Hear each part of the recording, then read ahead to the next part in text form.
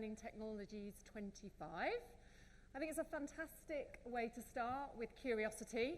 It was very much mentioned, wasn't it, in the opening address. And I think it kind of sets us up, not just for curiosity opens our minds, doesn't it? And it will set us up not only for what you hear in this session, but from what you will hear today, tomorrow's sessions, and beyond. Curiosity is growing in popularity. It's a bit of a buzzword at the moment. It's very much a topic of conversation at board level. And everyone will have a definition of what they understand curiosity to be. And many of you will find throughout this session that perhaps it's not as deep as it could be. When you explore it, as I have recently with Stefan, I've really enjoyed our time together, you'll realise that it's much bigger and impactful on a kind of personal and commercial and professional sphere.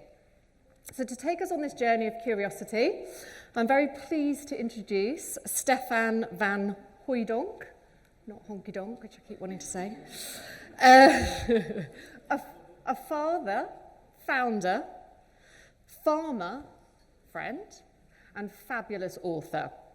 When Stefan is not on the farm feeding his curiosity with his love of the farm and animals, he's cultivating it at the Global Curiosity Institute, which he founded. And it also houses the biggest database in the world of curiosity of individuals and companies. So Stefan, over to you. Thanks so much, Sarah. Is this working? Whoa, cool.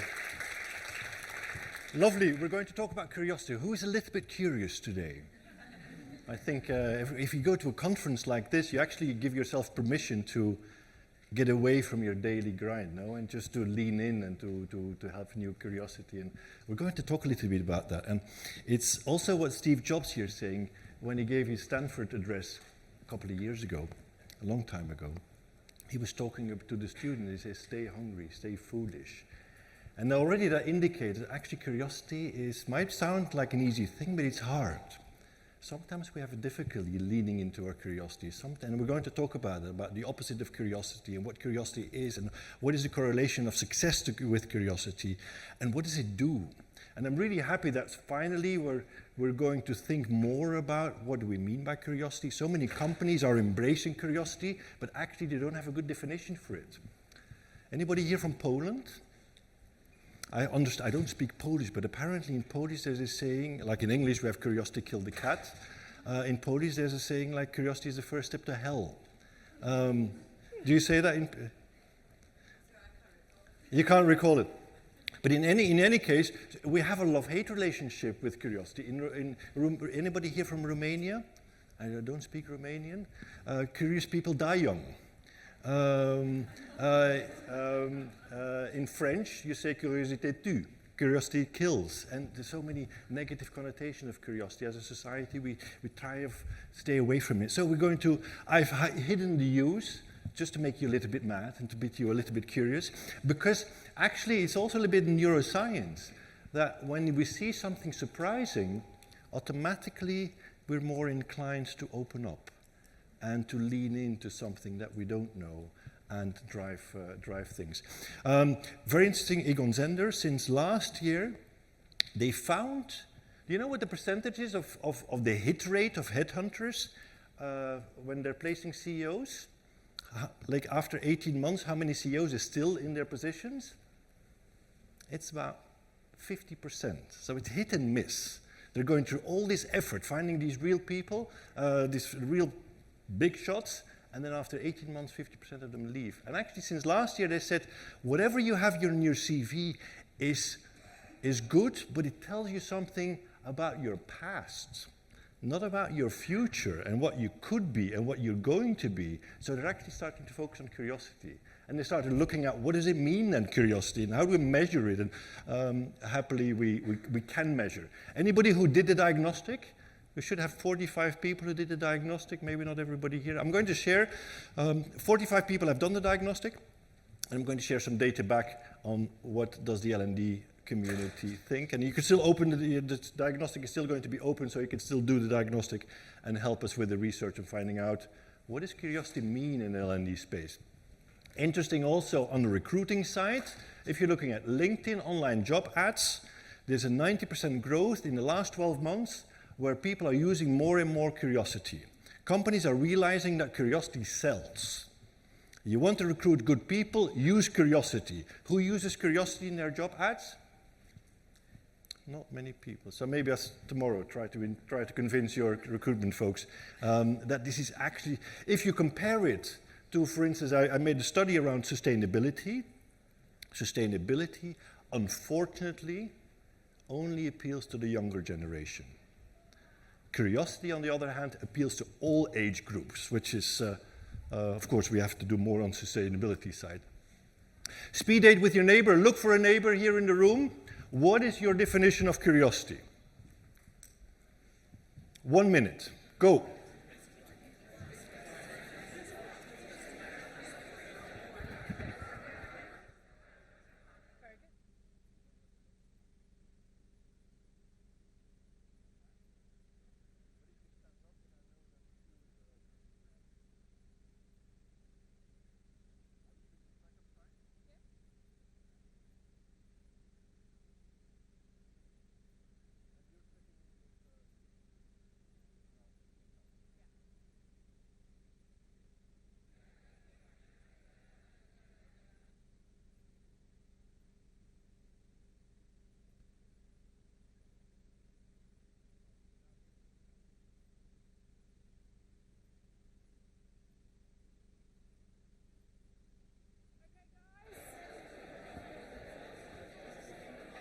Okay, back in the room. Does anybody want to share a word or two? Does anyone want to share what their definition is of curiosity? Just shout. Milo's on it. Being inquisitive. What's that? It's a genuine want to understand. It's not just an understand for the sake of I need to understand this to do something. There's a genuineness to understand inquiry, something on a deeper understanding. level. Yeah. Cool. As I was saying, I like to think of it as willingness to fill a gap. Recognizing there's a gap which you want to fill. Right, yeah, super. Anyone else? Okay. Finding out the things you don't know. Finding things you don't know. Not just accepting the norm, but challenging it. Not accepting the norm, but changing it and leading into it. Lovely. Last one? Digging, looking under stones. Looking under the stones, digging. Oh, cool. Thank you. Compulsion. Yeah, it's like ignoring sometimes. You know, it's like even when you don't want to be curious, you find yourself drawn to be into. Even if you don't want to be curious, still do it. And that's annoying for other people also sometimes, no? Cool. Actually, I've been doing this question with thousands of people. And in common language, our curiosity, or our meaning of curiosity is often linked to being curious about stuff, about things, about the world around us. And that's very relevant, but it's not the only one. So when I'm asking professionals to define curiosity intuitively, often they're saying things like you're saying, and they're absolutely true. And this is what language is actually indicating us curiosity is all about. It's about inquiry, it's about searching, it's about going deeper. It's kind of turning under this stone, even if it's a bit hard or annoying. What I'm going to argue, this is lovely, but I want to add a number of dimensions to this. First of all, curiosity is also about others. The people that we live with, the people that we work with. Even strangers, how curious are we about them? Who is more than 3 years with the same partner? Okay, I'll say something about that later. Who is here 3 years in the same job, in the same role?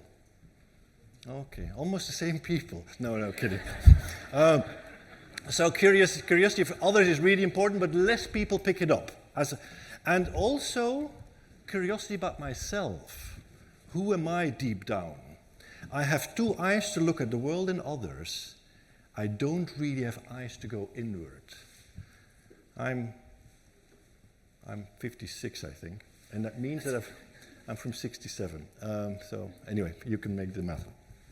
And that means I've got 56 years of dust on my soul, that I'm not really able to go inward anymore and to look for myself for who I really am. And that's why curiosity of self is actually quite hard. And also we don't recognize that curiosity is something that goes inward. Actually, often when you do the diagnostic, this is the lower score, because this is the muscle that we actually are not so strong in. And actually it's the most important thing, because that's one is feeding the other ones. This is then the 3 dimensions. If you do the diagnostic, you get feedback around these 3 dimensions, how well you're doing in curiosity of world, others, and self. Actually, world is leading to creativity, innovation in our personal space, but also for systems, for companies. This is what leads to innovation. This is leading to empathy, others. And self is leading to resilience, even happiness, if we do those things well. So really distinct ways of looking at curiosity. One example, and maybe one task I'm going to give all of us here. Abraham Lincoln, and that links to curiosity of others. He said about 200 years ago, now they would say, I don't like that person, they or something. Anyway, he said, I don't like that man, I need to get to know him better. When we do not like somebody, we have 2 strategies. We either push away the other person and blame the other person for not being likable, or we can do something like Abraham Lincoln did, embrace that person and say, maybe there's some magic, or maybe there's something I can learn. So my challenge to all of you, when you go back to the office or go back home, try to have a cup of coffee or a cup of tea with the person you like the least.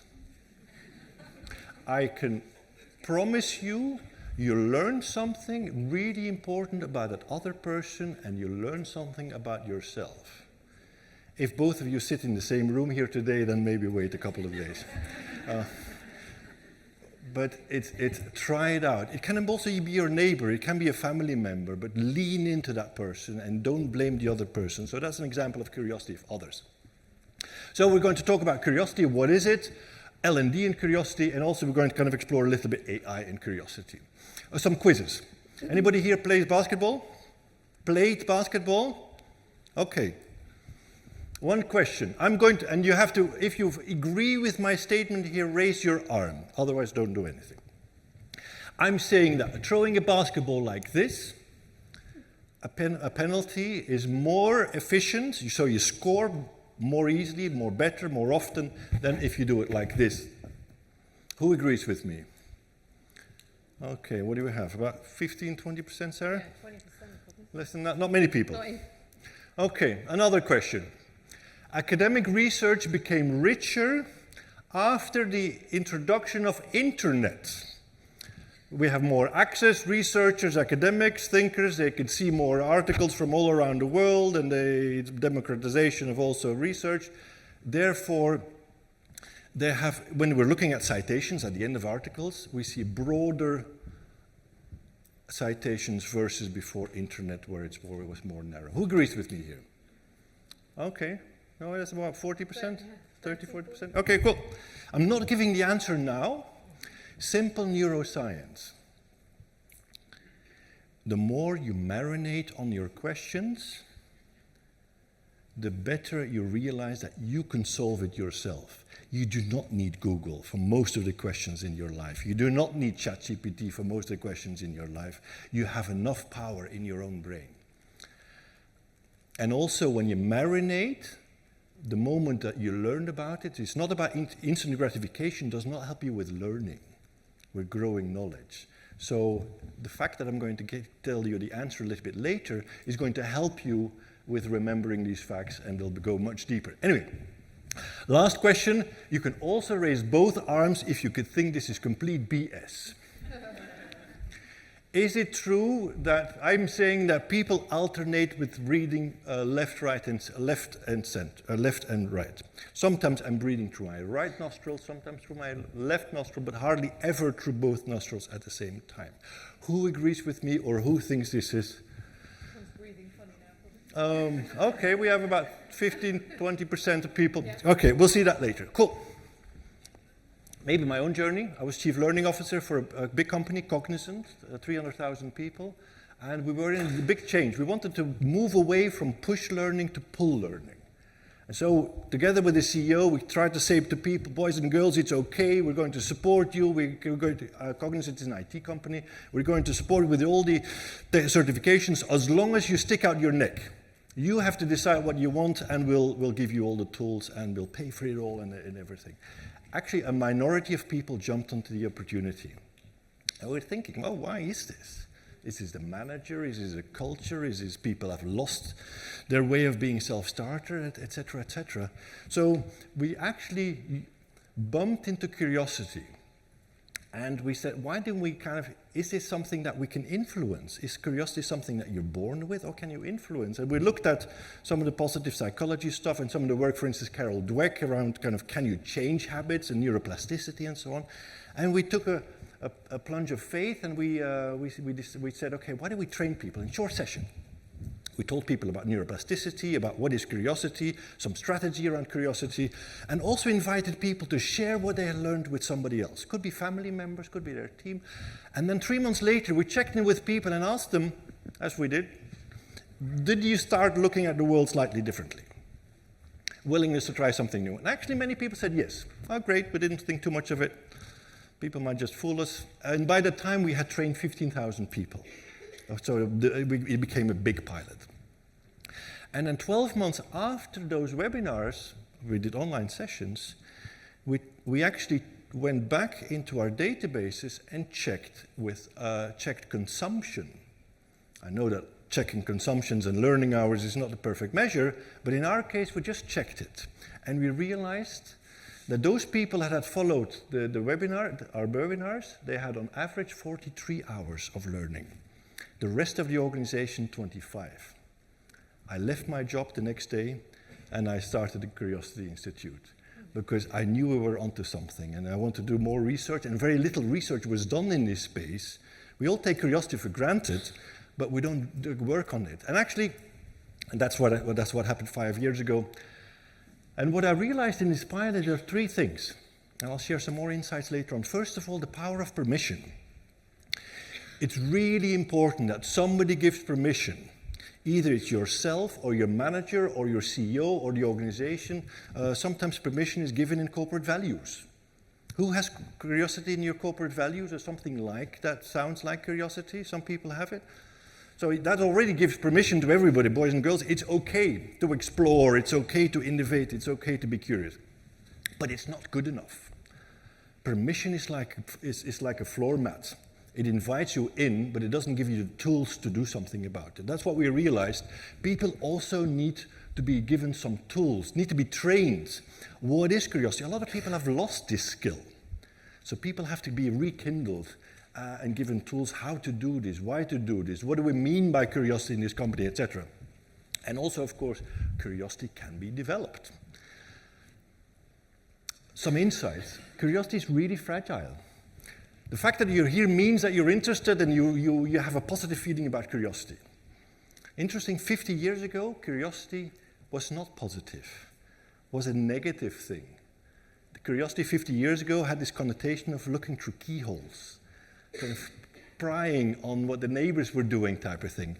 But nowadays, curiosity is really positive. It links to science, exploration, and empowering people. And indeed, it enhances so many beautiful things like well-being and resilience, but it's fragile. If we're not careful, curiosity is like a New Year's resolution, something that's great for 2 weeks, and then we slide into business as usual. That's why intentionality is so important. Point in case, if I'm asking leaders, do you think curiosity is an important thing? Innovation, etc. 90% say yes. The difference of 10% is middle managers often. They're a little bit less ready to say that curiosity is a good thing.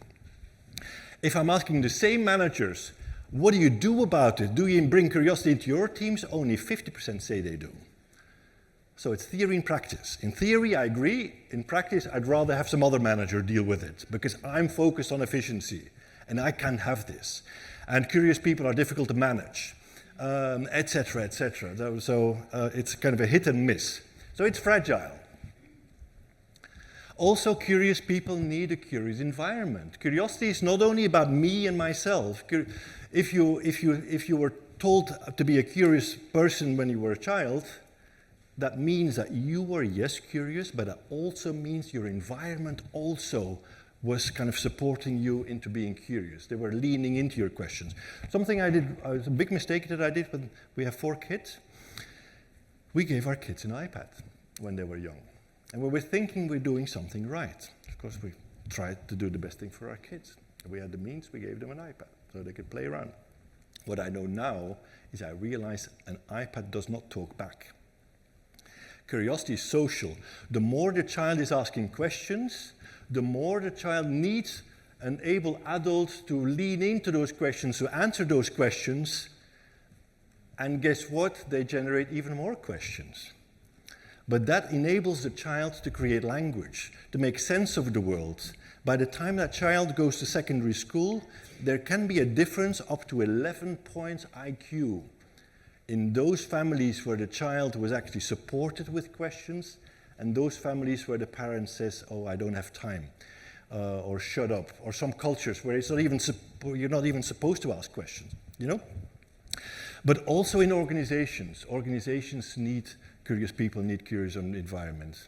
Interesting that the role of the leader is really important. Cognizant, I did some research there, and I was checking a hypothesis. Does the leader influence the learning behavior of their employees? Simple question, no? And actually I've proven it with data. The more the manager learns, the more the team learns. The opposite is also true. If the manager doesn't care about growth and learning, the team falls flat on learning. And it's often a solution is just to coach the manager, tell the manager that what an influence he or she has on the team to make the change dramatically, because often we're trying to communicate our training programs to all staff, but if the manager is not in favor of growth, it doesn't really happen. There's another example here, people on Mars. Of course, we don't have people on Mars yet. There's some, but we have some test centers around the world where people are kind of playing like they're on Mars. There's one in Israel and there's one in North America, maybe not anymore, with our friend there. But what they're testing is that they have team leaders, team members. At the end of the day, they're checking every team lead, or the team leader is supposed to write in the logbook. And the more question marks and the more exclamation marks the team leader is asking or is writing down, question marks to indicate questions, exclamation marks to indicate surprise, the more the next day you find in the logbooks of the team members questions like novel, surprise, and corresponding words that indicate curiosity. So go and check your own emails, the last 5 emails, how much curious language did you use in your emails? And you can kind of check how much influence you have on others. An insight, confidence kills curiosity. It's the difference between the beginner's mindset versus the expert bias. Who thinks an expert here in the room? Oh, come on. Good for you. And I'm going to explain this to you with this little graph. I'm putting you on the spot, no worries. Curiosity over knowledge. If I don't know, for instance, let's use something from history, Alexander the Great. If I've never heard of Alexander the Great, I'm not able to ask any meaningful questions about Alexander the Great. Whether it's in Greece, whether he fought the Persians, how far he went, all the way to India, etc., etc. And the more I start learning, reading books, looking at YouTube, whatever, I'm starting to have more knowledge, and therefore I can fine-tune my questions. So curiosity needs knowledge, and vice versa. Not knowledge that I delegate to Google or AI, but knowledge in my head. And then I start wondering, and I can ask all kinds of beautiful questions, up until a certain moment where it's not knowledge, but perceived knowledge. I think I know it all. And then my curiosity goes down, and I ask less questions. This is, what percentage did we have with the basketball? We had 15%. 15%. 20%. Actually, it's true. some people like Steve Barry and other people, if the Americans amongst us, they've proven that this is actually a better way of throwing a basketball. Their statistics go through the roof compared to the best scorers who do like this. It just doesn't look as cool though, does it? It's, you know what, how the people call this way of throwing a ball? It's the granny shot. It's the sissy shot. It's not cool. It's not sexy. People laugh at you if you do this. The fans would laugh at you if you're young and you try to do this. Your coach and the parents would tell you off. But strange, the more we know about basketball, the more we're going to say this is not relevant. Or the more we think we know about basketball, the more we're going to be in this confidence space and say, oh, this can't be true. The less we know about curiosity, the more we inviting wonder and say, maybe there's some truth to this. Well, a couple of people were more than 3 years married and 3 years in the same job. After 3 years, our curiosity goes down, my research tells me. Doesn't mean it leaves the building, it means that it becomes harder. And we have to deploy new strategies to keep in our relationship the flame going. Because otherwise, we're curious in the beginning of our relationships, and we want to cuddle each other every day, and we can't be without each other, and then 3 years later, we're settling into a new state of reality, you know, where we think we know the other person. Same with roles.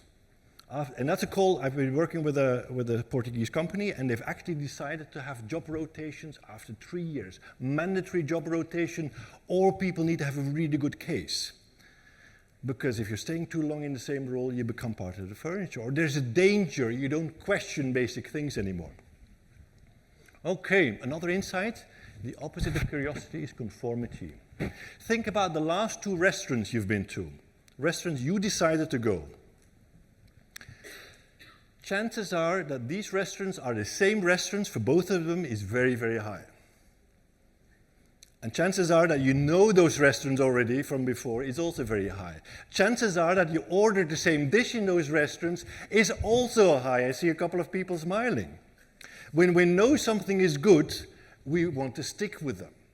And we're not exploring new things, even if those new things could be better. We're trying to stick with what we know. I moved houses recently to the center of Antwerp in Belgium. And I'm walking, we have a dog. When I'm not on the farm, I'm in the city of Antwerp. And in the beginning, I found myself exploring all parts of the city. And now I take the same round. And I become aware of it, and so I force myself to go in other places, but I realize actually it's harder. Or another example, when people come up with a new idea, we often push it away if it doesn't fit with our way of looking at things. And that's also conformity, because we conform to our way of looking at the world. That's why judgment, for instance, is a good example of conformity. Look at this picture, decide who you are on the picture. Most people choose a fish, some people choose the water, if you're really Zen.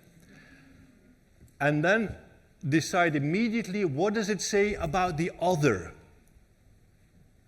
And immediately you have a judgment.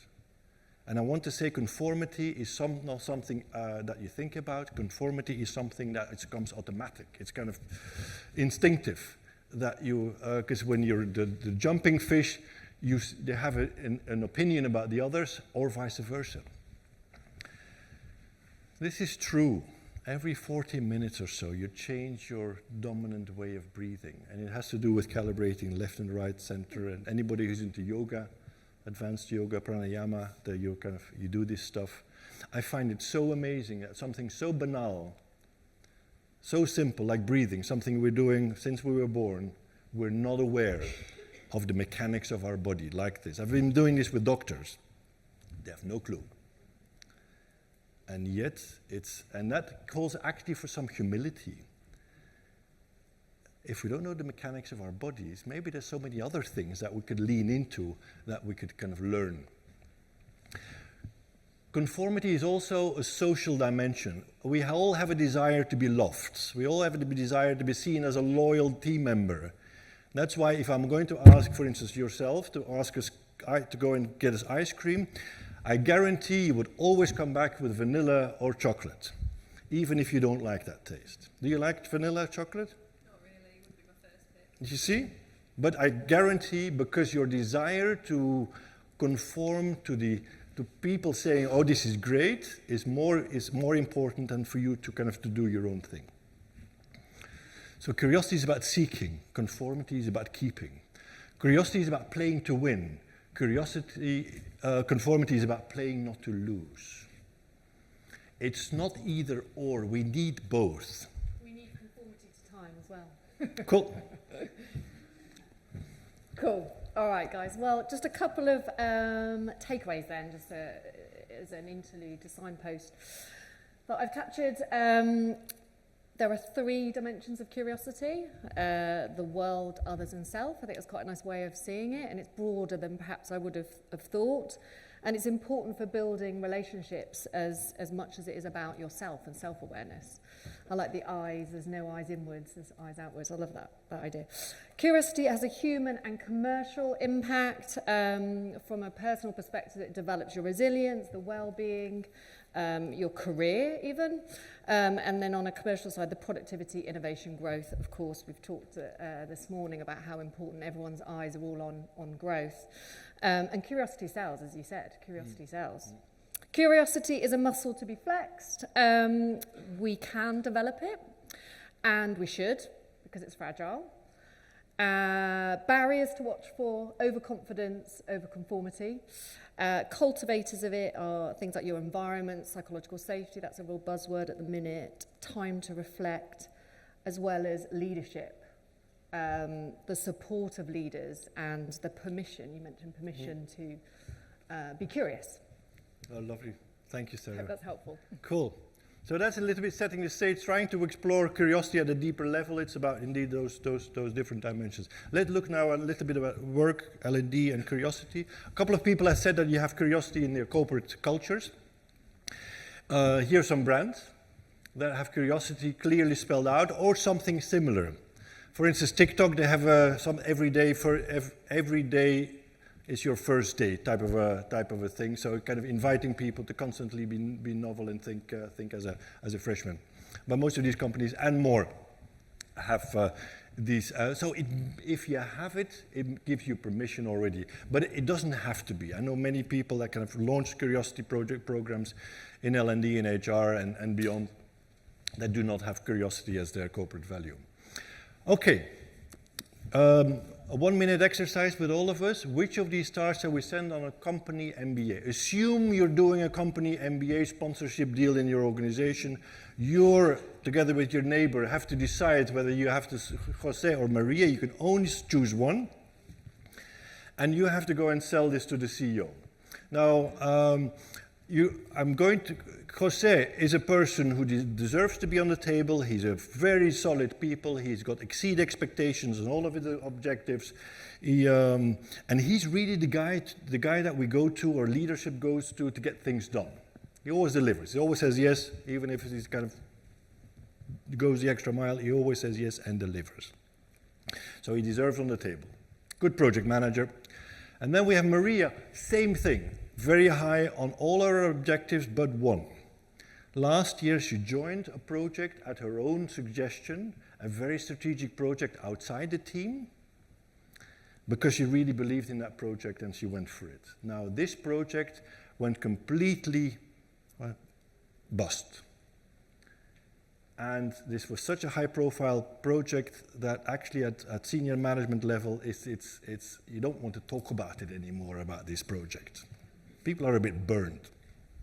But she's a wonderful person, many people think. So go into your little group, like the group you were discussing with before. Who would you pick? Who would you pick? And knowing your organization, who would be the likely pick in your organization? Yeah? Go, 1 minute.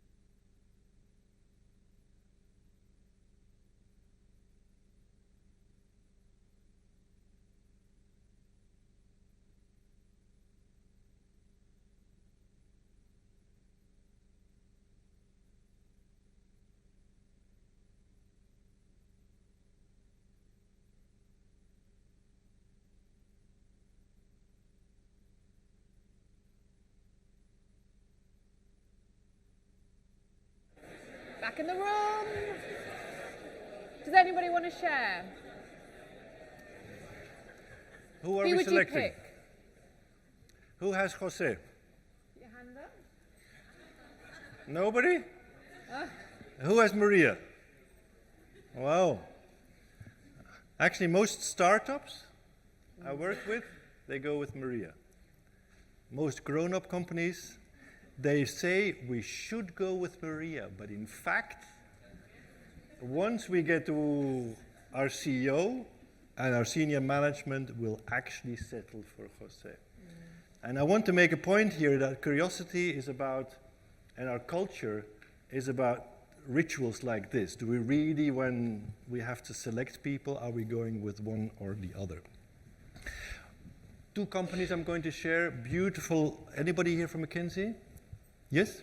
You have a value obligation to this, and I love this. So it's not only that it's okay to have a different perspective, it's an obligation. I've been talking to some partners, and you want to make a career in the company, you have to have a different perspectives. Of course, with data and with care, it's not just about kicking around. But also senior people around you expect this. It's an obligation if you want to make progress in that company. And then Intuit, they're celebrating failures. Fuck up Fridays. Yeah, we did something. Isn't that lovely? Of course, they're talking about first-time failures. Failures where we learn something from and then can move on. But it's not a blemish if people stick out their neck and learn something from it. Isn't that, I love this. Cool. Some data on the L&D community. This is 45 people that did. And I compared the L&D to the peer group. So when I'm asking a question, were you curious last week? So it's not in kind of in the abstract, but really specific, last week.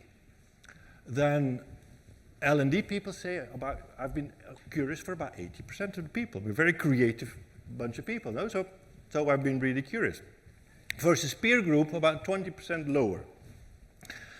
Also, interesting, when I'm asking a question, are you considering your organization to be curious? Then only 26% of the people say yes. Versus, like the 2 and the 6 have been turned around almost, yeah? The peer group is 62.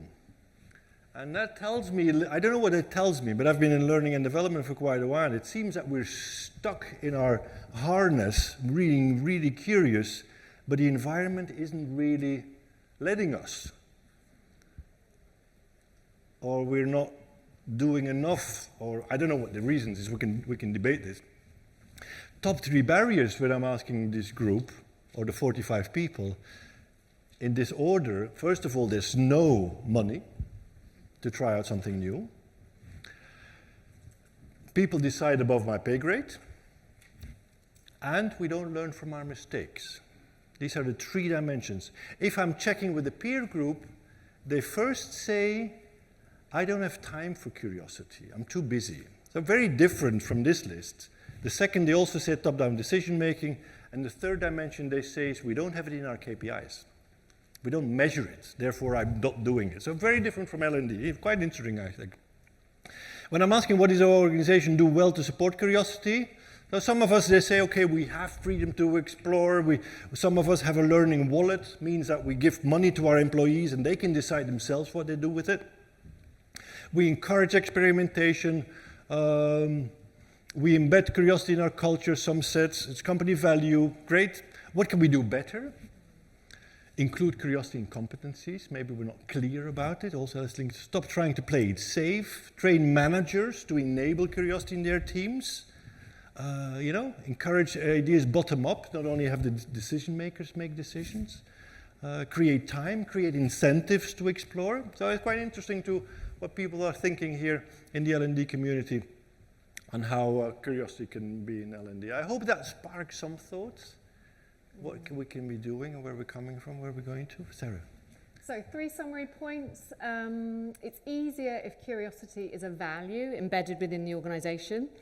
And of course, if senior managers are supportive or open to it at least. L&D are curious.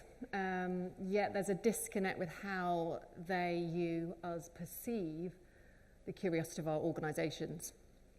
And therein lies an opportunity, I guess, for L&D to influence that, influence the curiosity within an organisation through data, the insights, piloting new initiatives, even the language we use, and the behaviour that we model is a great way of demonstrating our curiosity.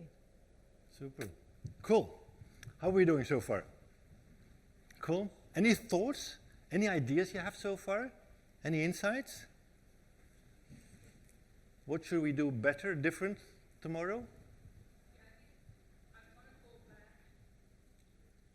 I think I'd want to go back and start measuring mistakes we make because nobody's talking about that. So, yeah, that's something I'm taking back. After action reviews are so important, we all talk about it, so few companies are doing something about it. Yeah, one more, and then we will continue. We'll have some time later on. I think it's absolutely brilliant so far.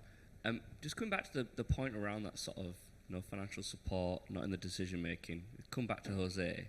How do we get a leader above to take the risks when they're not necessarily in that mindset? Well, maybe not all leaders, but you will always find a leader who's willing to do this. The more senior up you go, the more ready you find people. Middle management has a bigger challenge because they get marching orders from their senior executives and they're supposed to run a really efficient show.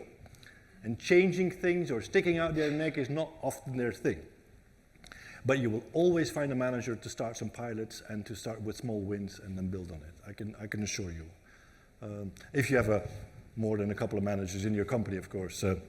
Okay, cool. Something about curiosity in AI. Everybody talks about AI nowadays. Nobody talked about curiosity 5 years ago.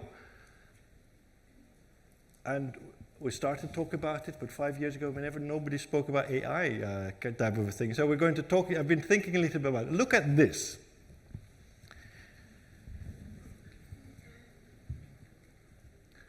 And feel your body. What does it do to you? And I'm sure nobody here in the room can stay indifferent to this. Maybe you agree with this, maybe you're not, but at least it's something that you might. And then I'm saying is when ideas challenge us, our natural instinct is go back into our conformity mindset. Remember the fish jumping out or staying in the water? Don't get defensive, get curious. And I think in the entire area of AI, we have as a species, we don't like change. And we see that throughout the ages. Whenever a new introduction is coming, a lot of people are saying, oh, maybe yes, maybe not, but we're not going we're going to extremes. And now if you go to LinkedIn, there's always extremes. People that are dead for it, and people are afraid to say, maybe I'm not fully aware about this. So we're going to look at curiosity and AI. I've been doing some work around looking at adjacencies. And what have we learned from other technologies? For instance, GPS. And clearly we've learned a lot of things and we've gained a lot of things with GPS. But what are some of the unintended consequences of using a GPS? We're not able to read maps anymore. When our GPS falls down and we have a map, we have no clue. We're afraid of asking for direction because it's not done anymore. You know? We have a certain learned helplessness. This is also true for social media and for smartphones. We're not selfies. I hate selfies. You know, the old days, we would give our really expensive camera to some perfect stranger to take a picture of us. And we were entrusting that person, and that always was an invitation to have a little chat, or at least to look somebody in the eyes and to say thank you. We've lost that. And also perception of travel. We're not so present anymore because we're looking at a little screen and we're not looking outside anymore. And we were more thinking about this destination and not anymore. So that's just planting a seed. Is everything so rosy? How many people said yes to this question? 20. About 20%. Actually, very counterintuitive, the citations in academic research have become Sorry, 30, 40%. High. the 30, 40%, the citation quality and quantity has become less rich after the introduction of, and it has two main hypotheses. First of all, it's hyperlinking. People now go to Google Scholar and whatever tools that academics use, and they search and they look for whatever comes out first. Now, algorithms come up with the most popular things and not with the best things that are relevant. And therefore, any marginal but still really very relevant research would not pop up in the first page. So people always kind of perpetuate whatever comes first, and a certain laziness. Let's go with whatever is in front of us. Another hypothesis is that in the old days, we had paper-based article magazines like Science and Nature and those, and people would get those and they would flip through, not only read the article that was interesting, but flip through. And they were also influenced by other stuff, which is not happening anymore. And it's actually also counterintuitive. And I was just trying to ask myself a basic question, as a curiosity in researchers really, does an AI enable us to ask better and deeper questions? And also recently I saw this research in Financial Times that for teenagers, science, reading, math skills are coming down. Their parents, their numeracy and literary skills are also coming down. And then my question is, because everybody's so great and gung-ho about AI, I hope that AI can reverse this trend. And that's also a question. Can AI reverse this trend? And I'm not so sure about that. Knowing that we're all learning people, so we all know about learning theory, to be embedded in long-term memory, not instant gratification, long-term memory, learning sticks when we have some effort, when we experience things, including falling on our face, because that's great learning opportunities, and we're able to reflect on it. Remember American philosopher John Dewey? He said, learning is not learning if you can't reflect on it. So let's go back to this little graph. It's knowledge we have in our head. It's not knowledge that we delegate to technology. If we consider AI and Google as extra capacity brain power, my question is, are we building knowledge in our head? Probably not. So I'm encouraging, I don't know I have the answer, but I think we have to have strategies, and as learning and development profession is so important, we have to have strategies to say, what do we do for ourselves to grow our internal database while still making use of these AI dimensions. For instance, research recently kind of cognitive offloading, basically kind of delegating your brain to third parties, and future critical thinking, especially for younger people. That we get lazy. Look at the 10, like technology makes us lazy, no? Look at the 10 websites that humanity is visiting. Just do a search and check with how much is entertainment and how much is learning. I can tell you it doesn't look very rosy. Okay, cool. Okay, Let's. summary. 3 key takeaways. I thought the AI and fast food example is a really interesting one, isn't it? It shows that curiosity, I guess, rather than being for or against things, curiosity can kind of open things up, maybe help explore and see different sides. So it could be a real catalyst against this polarization that we're seeing in society and extreme views. I guess it's also less ego-driven, isn't it, in mindset. Don't delegate your knowledge to AI. AI may have all the answers, but we still need to ask the right questions, which came up in the opening speech this morning, didn't it? Which comes from acquiring knowledge and then connecting the dots in your own mind first, right? And as with everything in life, there are no shortcuts. You kind of need to go through a trial and error, the fail fast kind of culture idea. Time served, experiences gained. There's no shortcut to that. To be able to truly understand and then apply so that you can learn and grow. It's maybe not popular, but if you don't grow your internal database, if I don't know anything about Alexander the Great, I'm only going to ask stupid questions about this gentleman. And the more I learn, the more I grow my database, and the more I put in the effort, really, the more I'm going to grow. Cool. Okay, maybe some questions? How much time do we have? Yeah, we've definitely got time for a few questions. Any ideas, thoughts? Yes, please. Let's just get the mic on you. Thank you.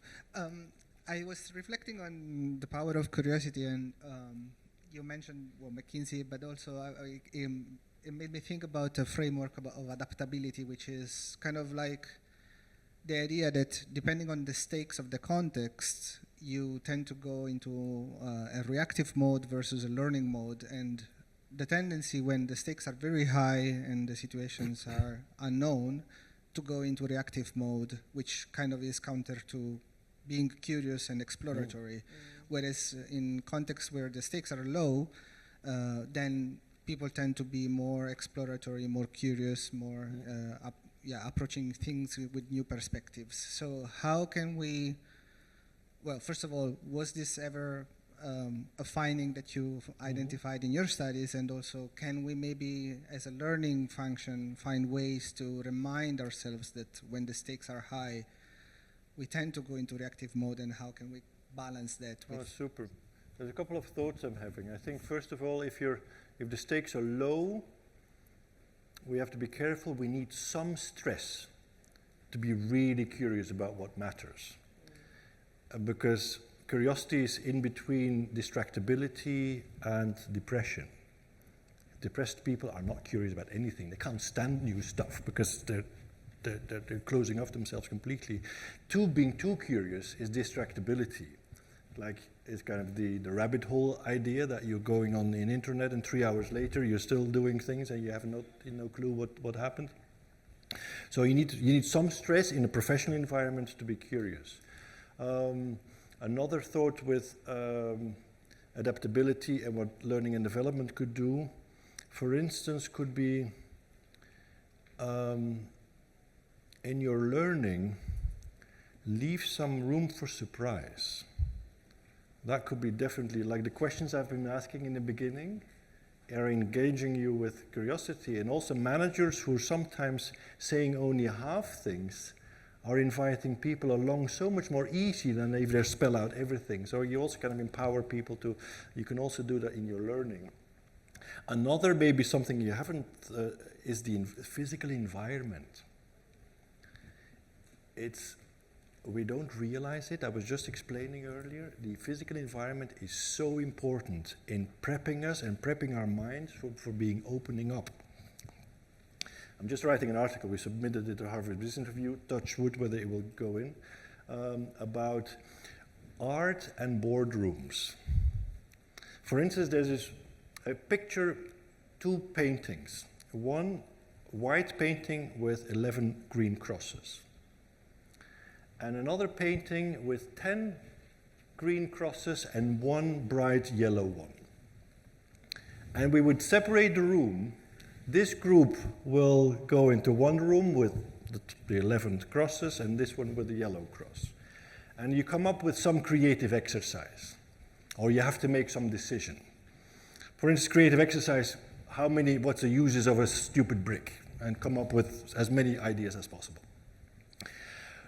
You guys with the yellow cross will come up with better and more suggestions, even if nobody tells you that there is a painting on the wall.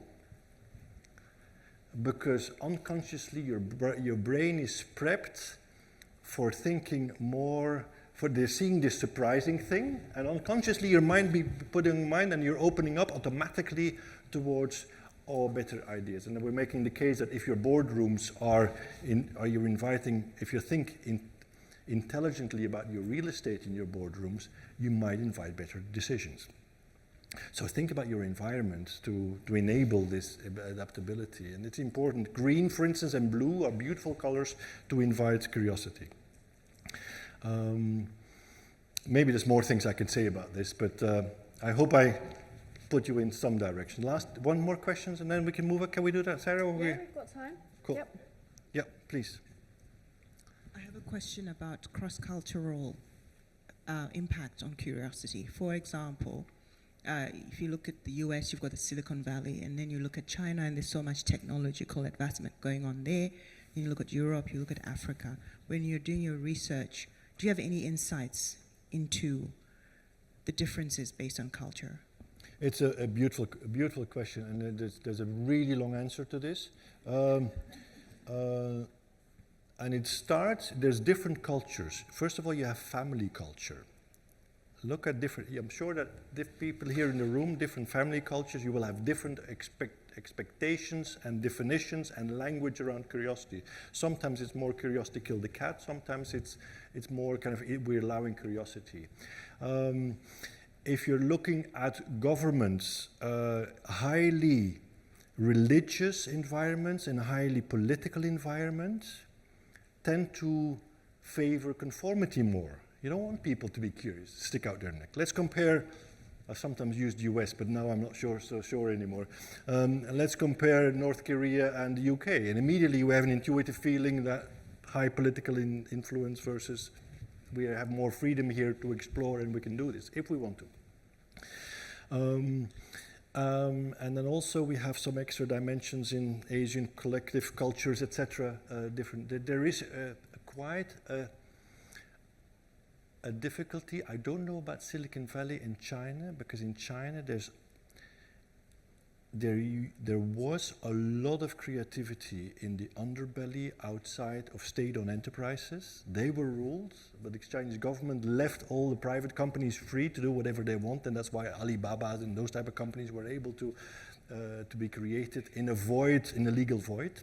So they were able to really explore and to be very hugely innovative. And you see that in the solar paneling, and you see that in a number of industries now that are basically taking over the world, also supported a bit by government with dumping prices. There's more to say. Did I answer some of your question? Yes? We can talk about it later. Super, thank you. Cool, shall we go to the hacks? Yeah, unless we've got one more quick question. So, yeah. Yes. Just wait for the mic. Oh, sorry. Sorry. Hopefully it's a decent one. So thank you for raising the importance of asking the right questions. I own a business that works on action learning questions, so framing problems as questions. My interest here is in ideation and imagination and what role that plays in curiosity. Ideation and in curiosity. Tell me more. So how do you create the capacity to imagine a future? Do you see that as an innate part of curiosity, or is it a different skill?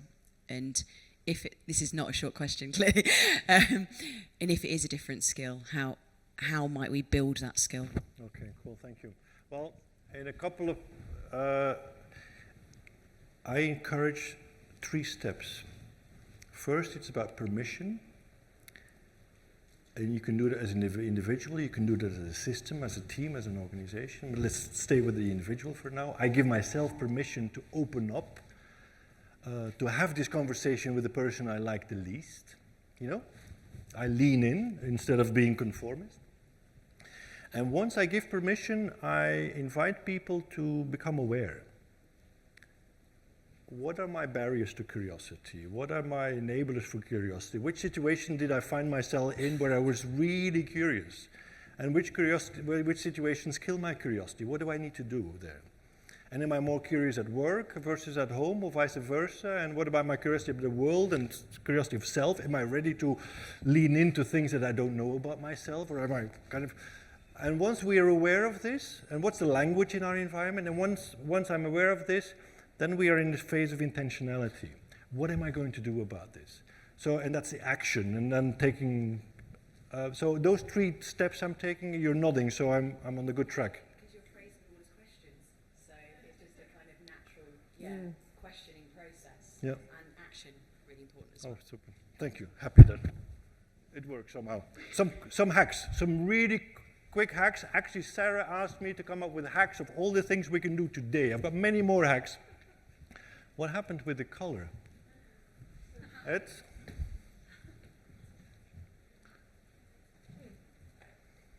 Oh yes, we're. First of all, today pick a session that you would not go to otherwise. Serendipity. Try to lean in to something that is not on your path. Okay, today, who is not brushing their teeth? That's a conformity question. When you're brushing your teeth in the evening, tonight, invite yourself to ask, or to anchor curiosity really, was I curious about the world, others, and myself today? And then hopefully tomorrow morning when you're brushing your teeth again, do the same routine and create a sort of a micro habit around curiosity about the world, others, and self. Those three, not general curiosity, but specific around those three dimensions, because they need different muscle. Okay, who likes coffee? Many people. Who likes tea? Who did not raise their arm? Some people. You must like something. Very good. Next time let's use the metaphor of coffee. Next time you go to a barista, a place where you have coffee, and the person says something gentle but meaningless to you. Like, hi, how you doing, or something. And typically we answer in a ritualistic way the same useless and nonsensical things that we're saying back. When somebody says to you, how are you doing, or hello, or say, oh, thank you. And you look at the badge and you say, oh, today, John or Miranda, I'm a 5.7. What about you? And suddenly you have a conversation because you invited that person to say, oh, gee, maybe I'm a 7 or a...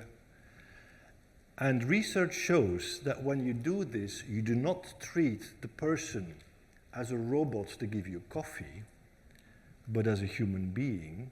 That person will become more happy.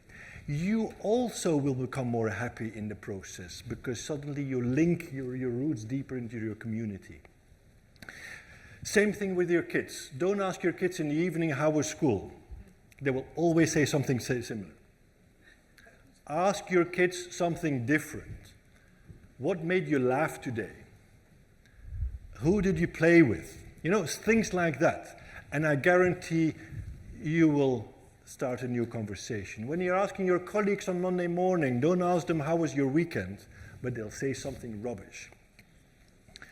Ask them, and there you could see how well you know each other. Ask them what's your highlight of the weekend, or what was your low light? What did you learn this weekend? You know, what special things did you do? And suddenly you have a conversation. Change your script. You're all L&D people. I'm sure you like some books. Actually, this afternoon I'm doing a book signing. At the Get Abstract. You can get a free book if you want. Now, next time you're in a bookshop, buy the book next to the book you want to buy. Open up. Be inspired by something new. And that's a metaphor. Maybe we stick to the same things. We look at the same radio programs. We listen to the same news things. We, try something else. Okay. Today, and this is a great setting here at the conference, try to make every interaction count. Every person you look in the eyes, try to leave that moment with some new learning. Ask some questions. Lean in. Be authentic and ask some questions, and try to do it. I promise you, you'll learn a lot of beautiful stuff. And have that cup of coffee with a person that is far away from you in terms of beliefs. You know what? We're always having lunch with the same people if we're in the office. Try to reach out, and I promise you, you'll learn something about yourself as well. Okay. We've got 5 minutes left. Let's So I think let's do this. let's do this. Spend time with your colleague, with your neighbor. What is the one thing you would want to take away from this session?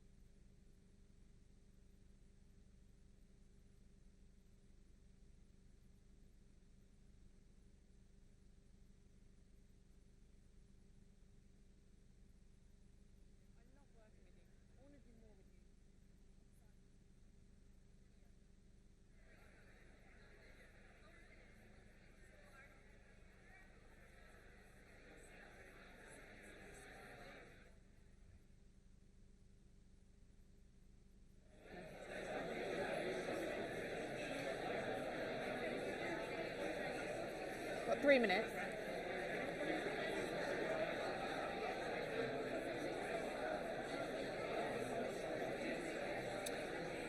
Okay, does anybody want to share what they're taking away? Everybody?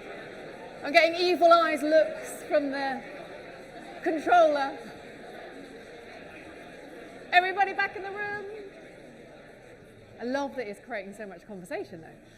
Does anybody want to share just one or two, what one thing has resonated with you the most and what you're going to take forward from this session? Anyone put their hand up or shout out? Come on, there must be one thing. We talked about the role of bravery in Hang on. Curiosity. Role of bravery. Mm-hmm. Yeah, particularly if you're like an introvert. You know, actually, a lot of what you've spoken about today is pushing yourself out of your comfort zone and doing things that are counterintuitive. Yeah. So we think that, yeah, maybe there's a chance to be slightly braver in how we interact with the world. Cool. Bravery, great word. Thank you. Thank you. I think for me, it's about starting off being curious about myself. That was a big shift in my mindset today. Is that I find that I'm curious about the world and people that I work with and talk to, but actually that curiosity about myself I very rarely pay attention to. So that's been a huge change for me today. Lovely. Thank you. That's lovely. Yeah, thanks. Well, this one, then that one, then we'll wrap up. I think for me, two things. Firstly, on the professional front, I think it's really more about how do we encourage that curiosity with those middle managers. I think that's actually a really important thing, which I think we, or at least I, tend to forget a little bit more. And on the personal front, for me, what really stuck is asking a different question to my kids as well. Yeah. Surprising what you can learn. Thank you. Last one. I've got a couple, if that's okay as well. So now I'm getting the look. So the first one was, for me, the curiosity decrease in 3 years in the same role. We work with a large operational workforce, and we pitch our CPD at that 3 years post kind of qualification experience level. So that was really, really impactful for me, because I'm thinking, well, actually, if we're pitching at that point, we really need to get curiosity to the forefront, because otherwise we're going to start to lose people. And the second one was the learned helplessness thing around the GPS. That really hit home with me as well, because we've just started a pilot with a piece of AI that runs alongside our L&D, so they can ask questions and it will signpost you to the right L&D. And the bit about asking the right question was really important and speaks to the need for L&D still, because without that you don't ask the right questions, you just ask the dumb question. So yeah, those are the two for me. Thank you. Brilliant, thank you. Oh yes. Wrap up then. 30 seconds to go. So, do connect with us on LinkedIn, of course. We'd love to hear from you. We're actually exploring another session to take some more of the insights from the LND and share that, and also explore some of two of Stefan's books. So do connect with us and we'll let you know about that. Do come along to Stefan's book signing. You'll get a free book. a signed copy, so that's on the Get abstract. And also, if anybody's interested in joining the L&D research, let me know and I'll share the link with you, and you maybe share it in your teams, and we can kind of we can explore more curiosity in L&D and hopefully together lift our collective our curiosity. moje. Yeah. Well, Super. thank you so much to Stefan for sharing your insights and experience. Very interesting, and thanks guys for being interactive and engaging. So I hope you've taken something really interesting and useful from today to carry forward the topic of curiosity. Thank you very much for coming. Thank you.